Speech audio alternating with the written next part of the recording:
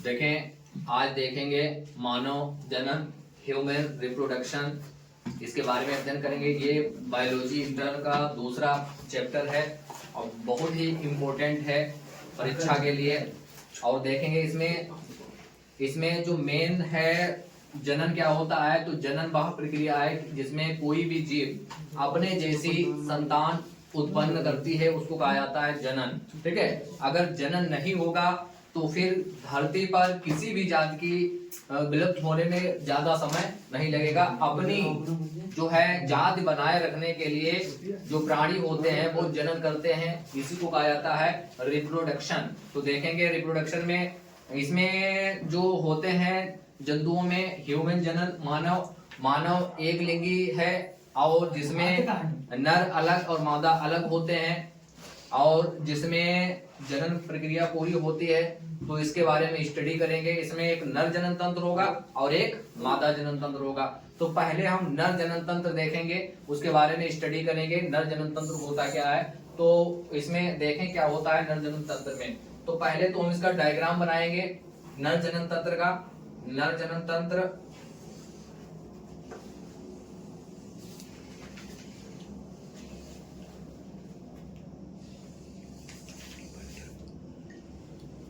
पूरा डायग्राम बनाएंगे ये।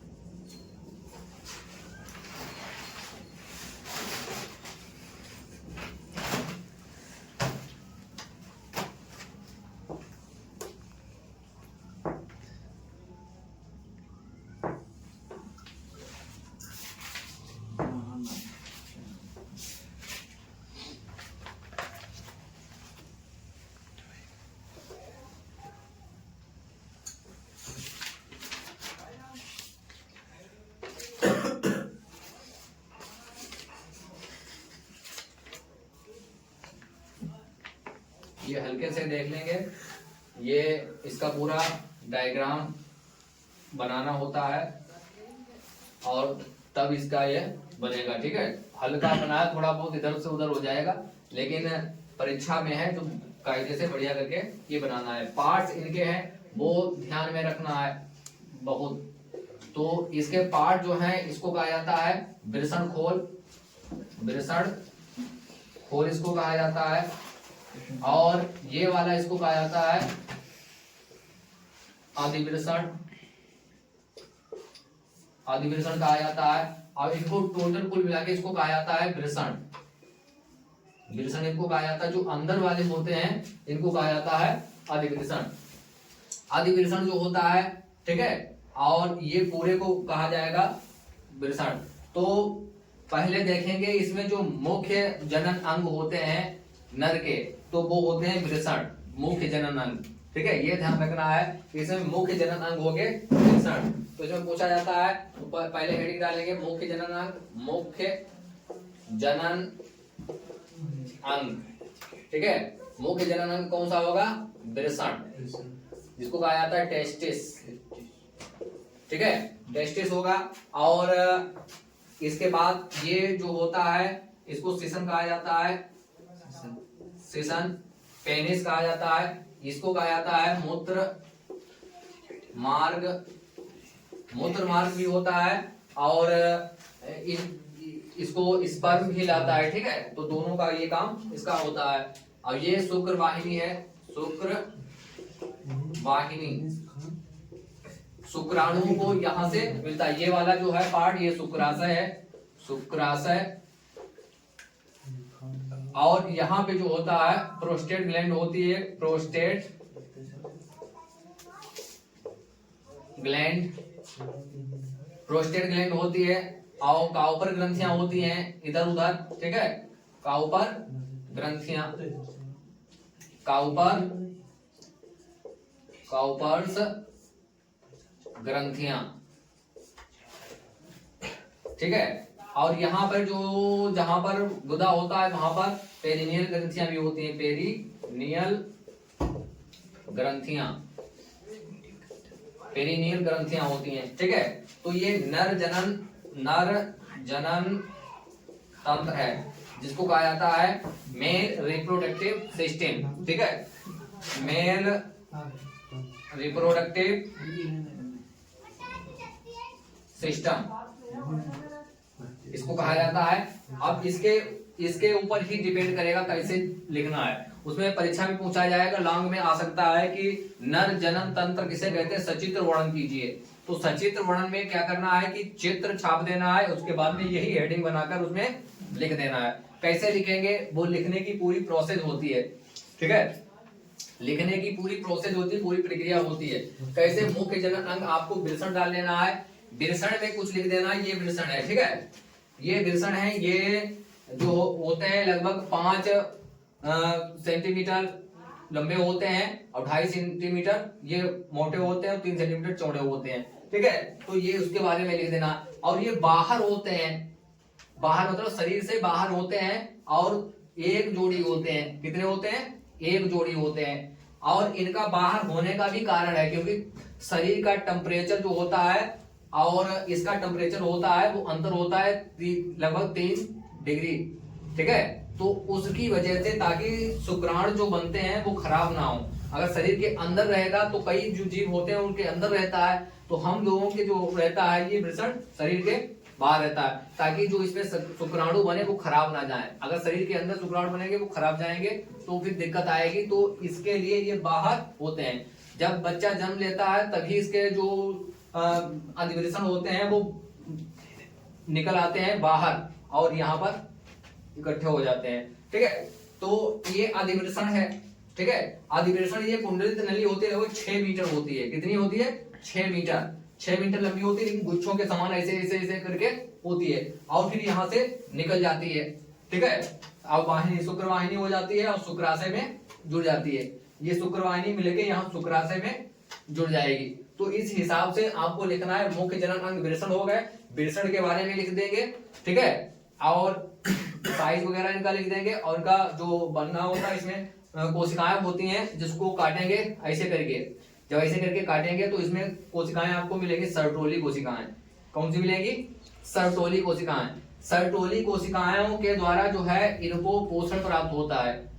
किसको, स्पर्म्स को पोषण प्राप्त होता है। और इसमें लीडिंग कोशिकाएं होती हैं। कौन सी कोशिकाएं होती हैं, इसी में होंगी सर्टोली कोशिकाएं, सर्टोली कोशिकाएं, और इसी में होगी लीडिंग कोशिकाएं। कौन सी होंगी, लीडिंग कोशिकाएं। इसी के द्वारा टेस्टोस्टेरोन हार्मोन निकलता है। कौन सा, टेस्टोस्टेरोन हार्मोन निकलता है, जो मुख्य हार्मोन है नर जनन तंत्र का, ठीक है, जो मेल में निकलता है। तो इतना ध्यान रखना है कि इसमें लीडिंग कोशिकाएं होती हैं जिसके थ्रू टेस्टोस्टेरोन हार्मोन निकलता है। और इसमें सर्टोली कोशिकाएं होती हैं जो उसको पोषण देती हैं स्पर्म्स को। फिर स्पर्म्स यहाँ जाके यहाँ इकट्ठे हो जाएंगे शुक्राशय में। कहाँ इकट्ठे हो जाएंगे, शुक्राशय में। ये शुक्राशय पूरा होता है, यहाँ पर स्टोर है। अब ये इसमें कोई तरल निकलेगा ताकि यहाँ जो है स्पर्म सुरक्षित रहे और उनको पोषण भी प्राप्त होता रहे। उसके बाद अब यहाँ से निकलेंगे और यहाँ आएंगे मूत्र मार्ग। अब मूत्र मार्ग और सिसन एक ही मार्ग होता है, ठीक है। सिसन जो होता है और मूत्र मार्ग जो होता है, सिसन में ही मूत्र मार्ग होता है और इसी में जो शुक्राणु का मार्ग होता है वो एक ही होता है, ठीक है, एक ही होता है। तो इस हिसाब से लिखेंगे मुख्य जनन अंग वृषण और उसके बाद में सहायक जनन अंग, सहायक जनन अंग। ये हेडिंग होंगे, हेडिंग के अंदर लिखेंगे, ठीक है। इसमें पहली हेडिंग लिखेंगे, इसमें आदिवृषण, और फिर बी वाले लिखेंगे शुक्रवाहिनी, फिर लिखेंगे सी शुक्राशय हो गया। उसके बाद में डी लिखेंगे मूत्र मार्ग, फिर उसके बाद में ई लिखेंगे पेनिस मतलब सिसन, ठीक है, सिसन लिखेंगे।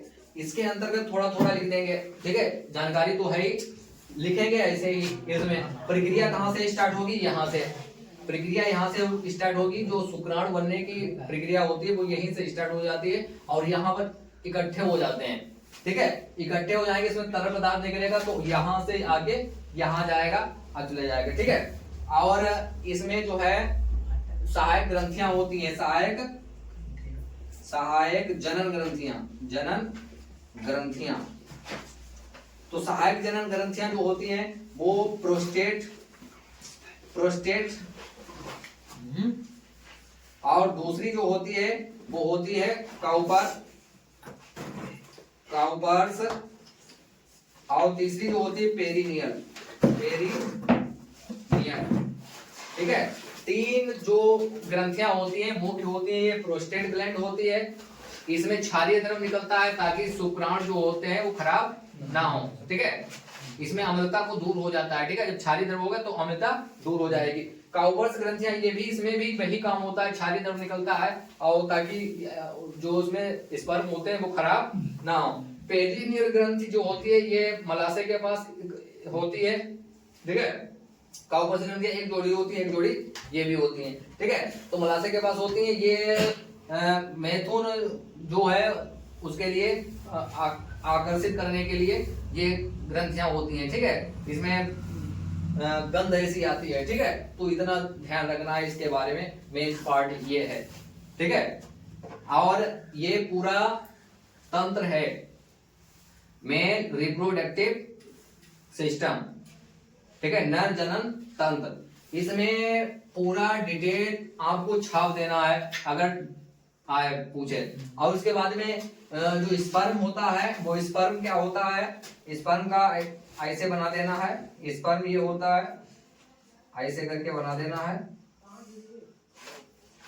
ये बना देना है। ठीक है, छोटा हम बना रहे हैं, इसमें ये टोपी लगा देना है इसमें,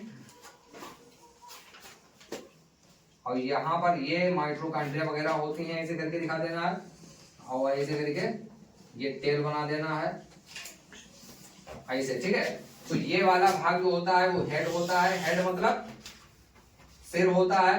ठीक है, ये वाला भाग जो होता है मध्य भाग होता है, मध्य भाग मिडिल पार्ट।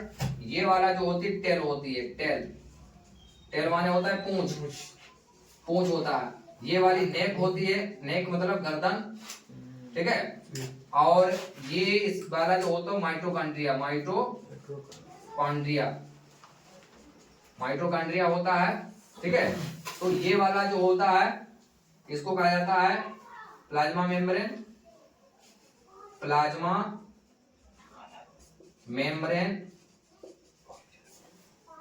इसको कहा जाता है एक्रोसोम। ठीक है, ये टोपी होती है, इसको कहा जाता है एक्रोसोम, और इसके ऊपर जो झिल्ली चढ़ी होती है इसको कहा जाता है प्लाज्मा मेम्ब्रेन, एक झिल्ली होती है। ठीक है, अब आपको ध्यान ये रखना है कि जो नर का जो स्पर्म होता है वो मोटाइल होता है। मोटाइल मतलब ये चल सकता है, पूंछ के थ्रू ये गति करता है। ठीक है, गति करेगा, ये तैरेगा। ठीक है, तो इसी से आपको ये हेड है। ठीक है, हेड माने सिर होता है। ठीक है, तो ये पार्ट हो गया, एक मध्य भाग हो गया, इसी में माइटोकॉन्ड्रिया होता है, ऊर्जा जिसको मिलती है तैरने के लिए। और ये टेल है, ये पूंछ है, पूंछ ये गति प्रदान करती है, ये चलता है, मोटाइल होता है। ठीक है, ठीक है, तो ये इसको कहा जाता है नर जनन तंत्र। ठीक है, और नर जनन तंत्र में ये यहीं पर ये बनते हैं शुक्राणु। तो शुक्राणु, ये एक शुक्राणु का ये डायग्राम है। डायग्राम पूछा भी जाता है कि मानव शुक्राणु का सचित्र वर्णन कीजिए, तो आपको सचित्र वर्णन करना है पूरा। ये डायग्राम नर जनन तंत्र अगर पूछा जाए तो ये डायग्राम बनाकर ये कर देना है। ठीक है, अब ये वाला जो होता है ये सिसन है। ठीक है, जिसको पेनिस कहा जाता है। और एक बात और है, इसमें ध्यान देने वाली बात है कि खतना जो होता है इस्लाम में, यहूदी में ये मुख्य है भाग, खतना कराना। और ये इसका प्रचलन जो अभी से नहीं है, लगभग 2300 ईसा पूर्व चले जाओ, इसका प्रचलन है। इस्लाम की मान्यताओं के हिसाब से सबसे पहले जो खतना कराया था तो हजरत इब्राहिम अलैहिस्सलाम ने खतना कराया। ठीक है, उसके बाद में जो मोहम्मद साहब का जन्म हुआ था तो खतने से ही, मतलब खतना उनका ऑलरेडी था ही, तभी से ये प्रचलन बहुत ज्यादा प्रसिद्ध हुआ।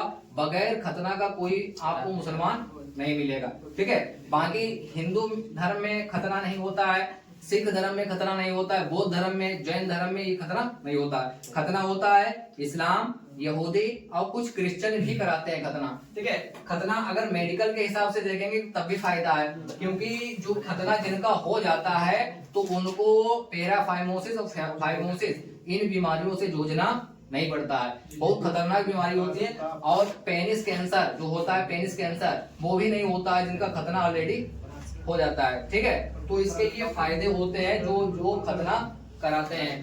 ठीक है, तो बाकी आपको इसको छाप देना है पूरा। ओके, ठीक, चैनल को सब्सक्राइब करें और लाइक करें और कमेंट करें।